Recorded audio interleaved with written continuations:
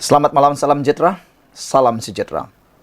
Kalau ini benar-benar berlaku, memang boleh disahkan kerusi PRK Sungai Bakap bakal dirampas oleh Pakatan Harapan Barisan Nasional Kerajaan Perpaduan. Ini apabila SPR mengumumkan bahawa semua kaedah bahan kempen diizin kecuali satu, yang mana menyentuh 3R. Saudara, sebagai penganalisis politik bebas, pemerhati politik bebas, saya bersetuju dengan apa yang diumumkan oleh SPR ini, yaitu mengharamkan mana-mana pihak yang cuba menggunakan isu 3R. Kalau nak menang sangat pun, janganlah guna isu 3R ini. Anda boleh guna pelbagai isu lain untuk memenangkan calon dan pakatan anda. Tapi jangan sekali-kali kerana terlalu terdesak nak menang, sama ada kerajaan ataupun pembangkang, walaupun dah nak terdesak sangat nak menang, janganlah cuba-cuba pula, mahu pula menggunakan isu 3R. Kerana ada pihak ni, dia sudah tidak punya apa-apa modal politik, modal kemajuan tak boleh pakai, modal keburukan tak boleh pakai, semuanya tak boleh pakai. Apalagi dihantamnya lah 3R. Jadi saudara-saudara sekalian, kita patut memboikot mana-mana pihak yang cuba menggunakan isu 3R ni dalam pilihan raya. Apabila mereka menggunakan isu 3R, patutnya kita ini sebagai orang yang berfikiran logik, kita tolaklah orang-orang begitu, kerana itu adalah orang yang sudah terdesak. Apa saja mereka sanggup lakukan untuk menang. Berbanding orang yang bijaksana, dia akan memilih keamanan berbanding dengan kepentingan politik. Tapi itulah, ada juga orang-orang ni yang termakan hasutan, termakan umpan, sehingga isu 3R juga boleh menjadikan mereka gila bayang. Suruhanjaya Pilihan Raya hari ini membenarkan apa saja kaedah dan bahan kempen dilakukan pada pilihan raya kecil DUN Sungai Bakap. Kali ini selagi ia tidak melanggar peraturan ditetapkan.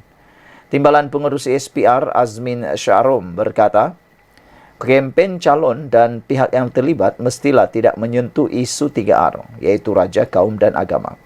Semua kaedah dan bahan kempen adalah dibenarkan, selagi mana ia tidak mengembangkan perasaan jahat, tidak puas hati atau permusuhan, atau berunsur perkauman dan menyentuh sensitiviti keagamaan, termasuk menyentuh isu 3R, serta tidak melanggar peruntukan Akta 5 dan undang-undang lain yang berkaitan, katanya dalam kenyataan hari ini.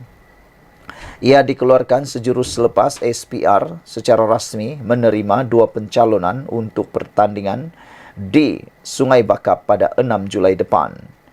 Proses penamaan calon itu berlangsung di Dewan Serbaguna Jawi, Nibung Tebal. Untuk rekod, Sungai Bakap adalah satu daripada 3 kerusi Dewan Undangan Negeri DUN yang terletak di kawasan Parlimen berkenan. 2 lagi Dewan Undangan Negeri ialah Sungai Aceh dan Jawi. Kata Azmi, sesuatu lambang simbol bendera parti politik calon yang bertanding, sama ada berdaftar secara rasmi atau tidak, namun memberikan sokongan atau bersekutu dengan calon terbabit, dibenarkan untuk dipamerkan. Katanya, ia boleh dipamerkan secara bersama atau berasingan. Tiada had ditetapkan kepada gambar bagi parti politik yang bertanding dan gambar pemimpin parti politik berkomponen atau gabungan dan pakatan pada bahan kempen pilihan raya. PRK Sungai Bakap diadakan berikutan kematian penyandangnya Nur Zamri Latif. Sekian dulu untuk kali ini. Jangan lupa tinggalkan komen anda. Jumpa lagi. Bye-bye. Salam sejahtera.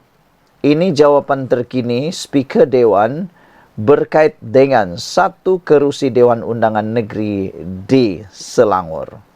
Adakah kerusi Parti Bersatu di Selangor itu juga akan dikosongkan? Kerana baru-baru ini Azmin sudah pun menghantar notis pengosongan kerusi terhadap ahli Dewan Undangan Negeri Hulu Klang selepas beliau dipecat serta-merta dan menyokong Anwar Ibrahim. Kata Speaker Dewan Undangan Negeri Selangor, dia memberikan keputusan ini. Saya sedang meneliti notis kekosongan kerusi Dewan Undangan Negeri Selat Klang, bukan Hulu Klang tapi Selat Klang, kata Speaker Dewan Undangan Negeri Selangor. Speaker Dewan Undangan Negeri Dun Selangor, Lau Weng Shan, akan meneliti terlebih dahulu notis bertulis kekosongan luar jangka kerusi Dun Selat Klang sebelum membuat sebarang keputusan. Weng Shan berkata, menerusi Undang-Undang Negeri Selangor, keputusan itu perlu dibuat dalam 21 hari dari tempoh menerima notis berkenan serta memaklumkan kepada Suruhanjaya Pilihan Raya SPR. Saya perlu meneliti dokumen yang diberikan dulu, tapi buat masa sekarang, saya tiada apa-apa untuk diulas, kata beliau. Semalam, Ketua Pembangkang Selangor, Datuk Seri Muhammad Azmin Ali memaklumkan sudah menghantar notis bertulis kekosongan luar jangka kerusi Dewan Undangan Negeri Selat Kelang kepada Weng Shan. Katanya, penyerahan notis itu dibuat menurut perkara LXVA, Undang-Undang Tubuh Kerajaan Selangor 1959, susulan perkembangan Datuk Abdul Rashid Asy'ari yang kini bukan lagi ahli bersatu. Azmin berkata, selain notis kekosongan luar jangka itu, beliau turut menyerahkan 2 dokumen tambahan untuk membantu Speaker Dewan Undangan Negeri meneliti perkara berkenaan. 2 dokumen berkenaan adalah pemakluman keperluan ahli bersatu mematuhi arahan MPT Majlis Pimpinan Tertinggi bertarikh 17 Mei yang mana Abdul Rashid diberi 2 minggu untuk mematuhinya. Malangnya setelah tamat tempoh itu, beliau gagal dan ingkar, maka 12 Jun lalu, Bersatu mengeluarkan notis pemakluman bahawa keahliannya terhenti serta-merta jelasnya. Untuk rekod, Abdul Rashid sebelum ini mengisytiharkan sokongan kepada kepimpinan Menteri Besar Selangor, Datuk Seri Amiruddin Syari. Sekian dulu untuk kali ini. Jangan lupa tinggalkan komen anda, tekan butang subscribe. Kita jumpa lagi. Bye-bye. Salam sejahtera. Terima kasih kerana bersama dengan saya di Nazilin Unity Channel. Kali ini Sanusi kena habis. Sampaikan dia hampir tak boleh jawab. Apabila ditanya tentang isu pendidikan calon Perikatan Nasional di PRK Sungai Bakap. Kata Sanusi, beliau menganggap isu latar akademik calon Perikatan Nasional itu sebagai provokasi. Ada netizen kata itulah dulu waktu Perikatan Nasional mempunyai calon yang berpendidikan, dia kata calon dia paling bagus sebab berpendidikan, semua dia tahu. Tapi waktu calonnya mempunyai pendidikan yang tidaklah terlalu tinggi atau rendah, tapi ada sijil ISO, dia pula kata isu akademik itu sebagai provokasi dan tidak penting. Itu hanya provokasi, kata Sanusi.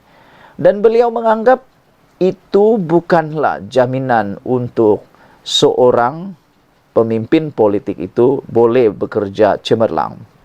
Dan Sanusi juga kata kelayakan akademik semata-mata bukan syarat jadi pemimpin politik. Tapi netizen pun ada jawapan.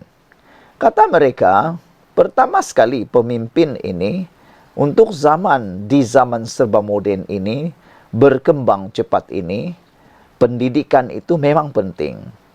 Karena pertama, lihat saja kebolehan orang berbahasa Inggris. Apabila anda jadi pemimpin politik, terutamanya jadi YB, tak kiralah adun ke, ahli parlimen ke, anda akan banyak berjumpa dengan orang asing yang menggunakan bahasa Inggris. Bagaimanalah seseorang yang tidak punya akademik itu dapat bercakap langsung dengan para pemimpin dari luar negara? Selain daripada itu, isu-isu berkaitan ekonomi dunia, kalau tak ada pendidikan langsung, memang tidak dinafikan boleh memahami, tapi lebih sukar untuk memahami. Bagaimana mahu memahami ekonomi dunia? Speknya terlalu besar, skopnya terlalu besar. Bagaimana dia mau mengerti tentang isu-isu ekonomi, undang-undang, pentadbiran dan sebagainya kalau pendidikannya tak terlalu tinggi? Seorang daripada netizen dalam ruangan komen cuba menjawab soalan ataupun jawaban Sanusi ini apabila dia kata, Sanusi anggap isu latar belakang akademik calon PN sebagai provokasi dan kata Sanusi, kelayakan akademik semata-mata bukan syarat jadi pemimpin politik. Berapa komen daripada netizen yang kita tertarik dan kita suka untuk kita kongsikan ialah, kata Red Parrot, tugas hakiki Adun ialah hadir ke persidangan Dewan Undangan Negeri. Oleh itu, tahap intelektual sangat penting. Kerana dia perlu menyertai perbahasan, membangkitkan permasalahan di kawasan yang diwakili, mengemukakan cadangan, pandangan, idea di Dewan Undangan Negeri. Juga berkemampuan menyelesaikan masalah rakyat yang datang dari pelbagai latar belakang, bangsa, agama, kepercayaan, kemahiran, pendidikan dan sebagainya. Jika setakat ada sijil ISO di mana tahap intellectual question dia untuk memahami perkara-perkara berkaitan dengan ekonomi, keuangan, perancangan bandar dan sebagainya di kawasan yang diwakilinya yang sudah tentu bergantung kepadanya. Kata Red Parrot, ada kebenaran apa yang beliau kata ini. Jadi, apa pula jawaban Sanusi? Wan Khalid pula mengatakan, patutlah pemimpin-pemimpin Perikatan Nasional ni banyak yang tak boleh pakai katanya. Susah memahami perkara-perkara seperti yang dikatakan tadi. Ada ahli parlimen, ada adun daripada Perikatan Nasional ini yang dah pencen, yang hampir pencen dan sebagainya, sampai rakyat tak boleh harap, kata beliau. Dan ada calon yang tak tahu apa-apa, kata beliau lagi. Saudara-saudara sekalian, menurut daripada laporan ini, diasak bertubi-tubi dengan soalan berkait kelulusan akademik calon pembangkang. Pengarah Pilihan Raya Perikatan Nasional Muhammad Sanusi Maknor beranggapan ia adalah pertanyaan bersifat provokasi. Bagaimanapun, dia yang juga Menteri Besar Kedah itu menjelaskan bahawa calon Perikatan Nasional Abidin Ismail merupakan calon rakyat yang bersesuaian dengan kawasan di Sungai Bakap. Katanya, Abidin merupakan bekas pegawai khas Wakil Rakyat sebelum ini, iaitu Allahyarham Nur Zamri Latif. Ini calon rakyat. Dia duduk buat kerja dengan wakil rakyat sebelum ini, katanya lagi. Pegawai khas Abang Zam, dia duduk buat kerja. Tu, katanya kepada media selepas proses penamaan calon. Terdahulu, SPR mengesahkan pertembungan 1 lawan 1 di kerusi berkenan, iaitu di antara Abidin dan calon PHBN Johari Arifin. Sanusi ketika ditanya bagaimana jika dibandingkan kelulusan pendidikan di antara kedua-dua calon, Sanusi menegaskan, ramai orang yang gagal dalam politik walaupun memiliki latar pendidikan tinggi.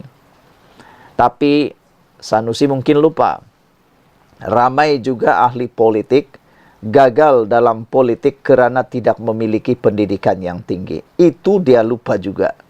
Dua-dua pun bagus dan dua-dua pun ada. Ramai orang yang berpendidikan tinggi, doktor, profesor, tapi dalam politik gagal, kata Sanusi.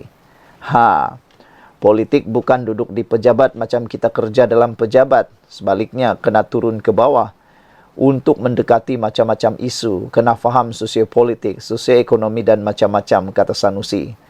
Tapi netizen kata, dia faham ke? Calon yang tak berpendidikan tu fahamkah apa itu sosiopolitik, apa itu sosioekonomi, apa itu keuangan, apa itu perbankan, apa itu perancangan bandar dan sebagainya, kata mereka. Tapi kata Sanusi, soal akademik bahagian lain tak membantu pun, kata Sanusi.